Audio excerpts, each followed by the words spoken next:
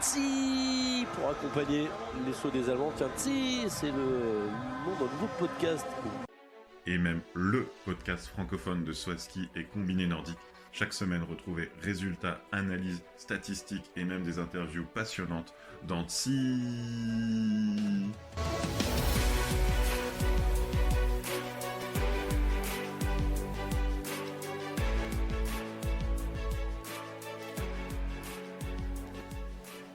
Bienvenue pour ce nouvel épisode de Tsi, le podcast francophone de Swaski et de Combiné Nordique.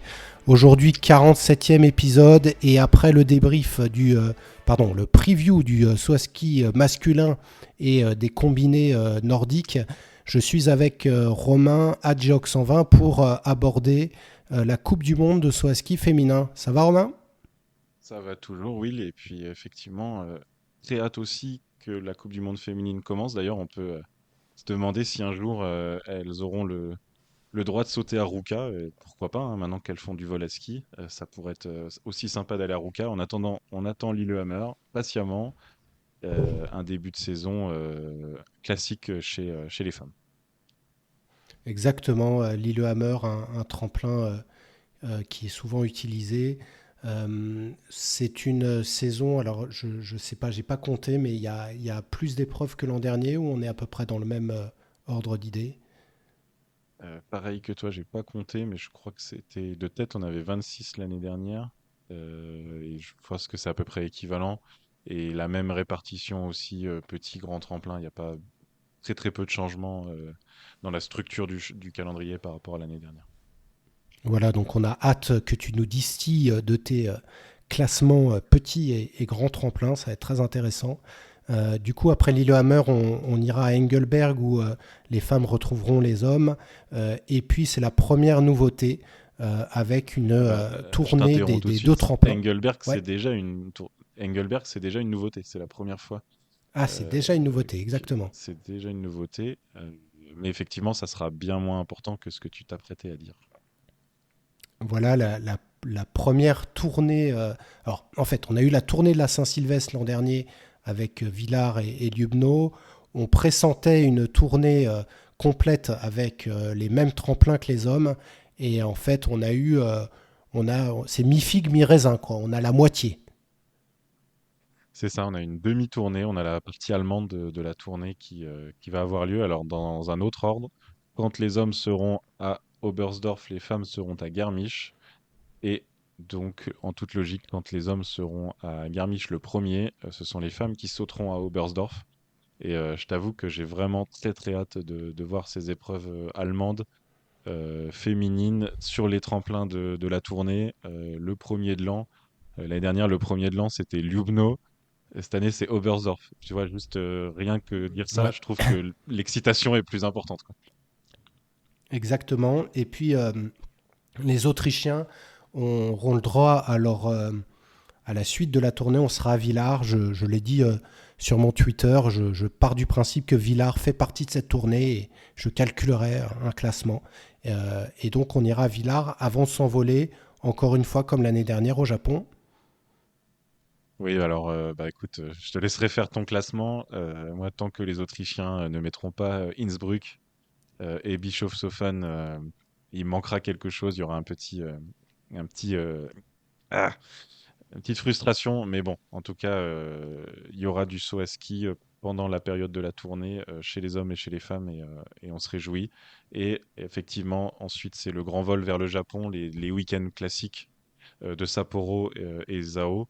On sait que les sauteuses là, qui adorent ces voyages au Japon, adorent l'expérience vécue et adorent sauter là-bas aussi. Exactement. Par contre, pas de tournée américaine ni de tournée polonaise. Bah, étant donné que le saut à ski féminin a peut-être pas la même étendue que le saut à ski masculin. Bon, c'est quand même un peu dommage. Mais on enchaînera Ljubno, Villingen, Rasnov et Isenbach avant de retrouver les hommes pour une bonne série de tremplins communs. Toute la fin de saison en fait des femmes, ça sera en même temps que les hommes. Et c'est ça, ça commencera à l'Arty et effectivement tout le ROR sera commun bah, comme la saison dernière, avec en point d'orgue les finales de Vikersund en vol à ski, donc avec deux épreuves prévues. Et si je dis pas de bêtises, on parle de 20 sauteuses cette année, au lieu de 15 l'année dernière. Je crois les 15 premières du ROER, plus 5 prises au classement de la Coupe du Monde. Le but, c'est d'éviter le psychodrame Yuki Ito qu'il y a eu l'année dernière. Mm. Euh, donc on n'est pas sur une épreuve. Enfin, c'est une Coupe du Monde, donc ça va quand même être comptabilisé au classement de la Coupe du Monde, contrairement à l'année dernière où c'était une FIS Cup. Mais on n'est pas sur une épreuve complète à 30 ou 40 athlètes. Et ça fait quand même office de finale de la Coupe du Monde cette année, le vol à ski à Vickersund. Donc Voilà, on donc va voir le verre à on aura moitié plein. sûrement, sûrement une belle épreuve. Côté favorite, on va essayer de vous parler des filles qui nous ont impressionnés l'an dernier et qui devraient continuer cette année. Il y a aussi celles qui ont eu un très bon été. On va commencer par celle qui a gagné la Coupe du Monde et tu viens de me dire en off qu'elle ne participerait pas à l'épreuve inaugurale, l'Autrichienne Eva Pilkenling. Oui, alors elle avait quand même largement gagné la Coupe du Monde l'année dernière. Elle avait été tellement forte sur les petits tremplins. Elle n'avait pas ouvert grandement la porte à Katharina Althaus. C'est dommage. Il y a une quinzaine de jours en interview sur un podcast allemand, elle se sentait en pleine forme et on sentait qu'elle était bien. Et là, on a vu passer l'info comme quoi elle allait manquer au moins le week-end de Lillehammer pour des douleurs au genou. On n'a pas plus d'infos, mais déjà manquer un week-end complet en début de saison, ça sera peut-être des points qui manqueront plus tard dans la saison, parce que si on regarde les classements, maintenant que l'élite féminine est quand même resserrée, faut pas manquer trop d'épreuves, voire ne pas en manquer du tout. Exactement, et surtout avec le réveil des Slovènes dont on parlera plus tard. Celle qui a terminé deuxième de la Coupe du Monde, qui ne sautera pas, en tout cas Mademoiselle Althaus ne sautera pas. Ce sera bien Madame Schmidt qui sautera, Katharina Schmid Althaus, donc, qui a terminé deuxième. Est-ce que tu penses qu'elle peut potentiellement profiter de l'absence de Pickelning et s'affirmer, ou est-ce qu'encore une fois ça va être une deuxième place? Tu en penses quoi de Althaus? Eh ben, c'est dur à savoir parce qu'elle n'a pas fait un été très flamboyant. On l'avait interviewé, était très sympa d'ailleurs à Courchevel où clairement elle montrait que c'était pas le moment d'être en forme, mais sauf que plus tard dans le Grand Prix d'été, son niveau a un peu monté, mais pas au point de jouer tout devant. Et on a eu quand même aussi des soubresauts dans le staff allemand. Soubresauts, c'est un euphémisme parce que l'entraîneur principal, Maximilian Meschler, a démissionné là, il y a une semaine, quoi. Donc 2 semaines avant le début de la saison. On ne sait pas officiellement, c'est parce que le message ne passait pas ou plus très bien auprès des sauteuses. Donc si on démissionne parce que le message passe plus très bien, c'est que peut-être à l'entraînement, ça se passait pas tel qu'espéré. Donc voilà, il n'y a pas de raison outre mesure de crier à l'alerte pour Katharina Schmidt tout de suite, parce qu'on n'a pas encore vu à l'œuvre cet hiver. Mais j'ai du mal à la mettre comme ça tout de suite en grande favorite. Oui, je suis aligné avec toi. C'est vrai qu'elle a eu trois chances cet été, quatrième, cinquième, dixième. On n'a pas eu de podium, on a d'autres concurrentes qui s'affirment. Donc, à elle de montrer que en fait, tout ça n'a pas d'impact. Donc, à voir pour elle.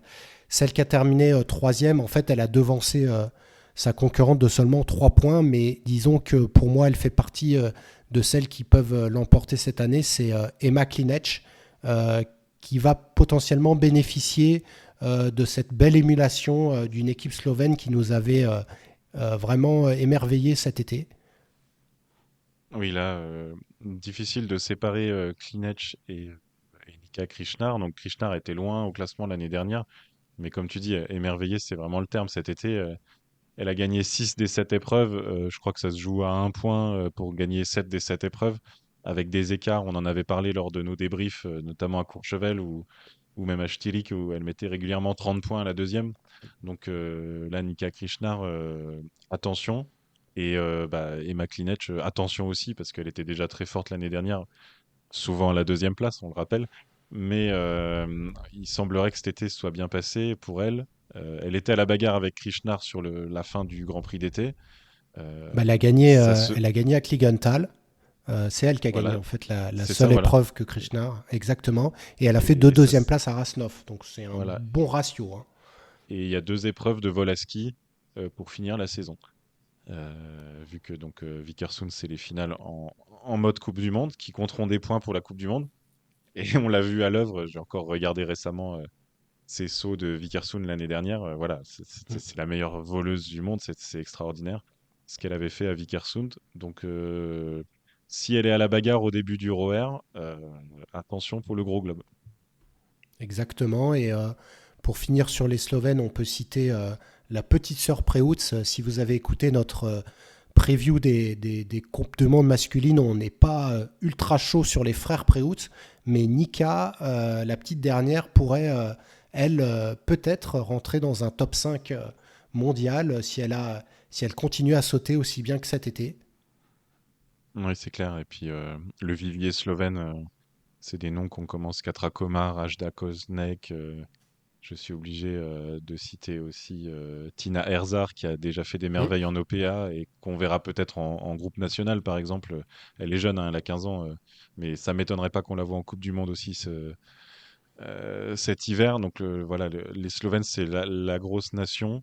Et surtout si Krishnar et Klinec elles restent au niveau de cet été, on va reparler slovène en saut féminin. Exactement. Pour continuer sur les favorites, je citerai Alexandria Lutit, qui va vouloir potentiellement faire une belle progression, comme la personne avec qui elle partage sa vie, l'Autrichien Daniel Tschöfning. Si tu te rappelles, Alexandria Lutit, elle avait démarré plus tard la Coupe du Monde. Et du coup, si elle démarre dès le début, elle, clairement, elle peut aller jouer là aussi une place sur le podium. Oui, c'est ça. Elle était dans les femmes fortes de cet été. Elle était dans les femmes fortes quand elle était présente l'année dernière.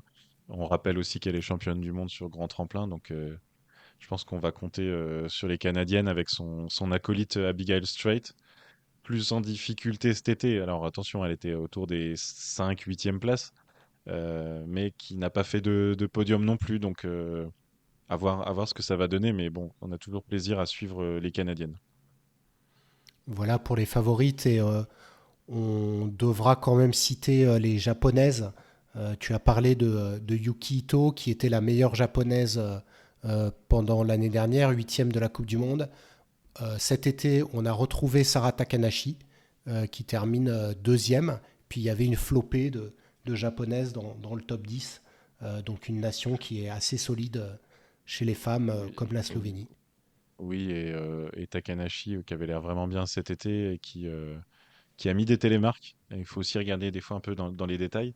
Et c'était plus difficile la saison dernière, l'hiver dernier.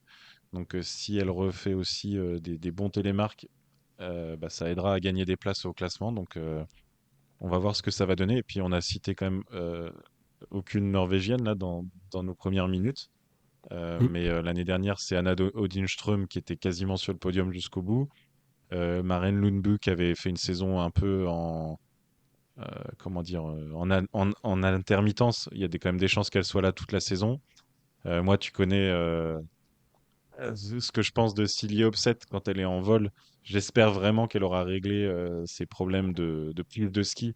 Parce que bah, la voir voler, c'est toujours magnifique, mais j'espère l'avoir reperformé sur les grands tremplins. Oui, les Norvégiennes qui ont fait plutôt l'impasse sur cet été. Donc c'est vrai qu'on ne sait pas du tout dans quel état arrivent Anna Odin et Silje notamment.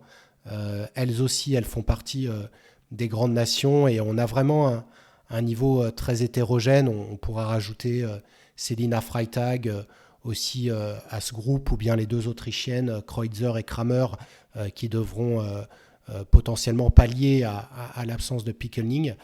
Donc vraiment, on a une bonne quinzaine, ouais, au moins 10 filles qui peuvent jouer le podium, 5 qui peuvent jouer la victoire finale, 15 à 20 qui sont au même niveau aux alentours de la 20-10e place. Donc ça va être très intéressant et du coup ça nous amène vers Joséphine Panier. Est-ce que tu penses qu'elle peut progresser et rentrer et s'installer dans le top 10 ou tu la vois encore autour de la 15e place à se battre potentiellement pour une place en finale à Vikersund? Alors, J'ai oublié ma boule de cristal, donc malheureusement je peux pas répondre à ça, mais c'est clair que c'est ce qu'on va surveiller dès le début de saison, dès le premier week-end de Lillehammer.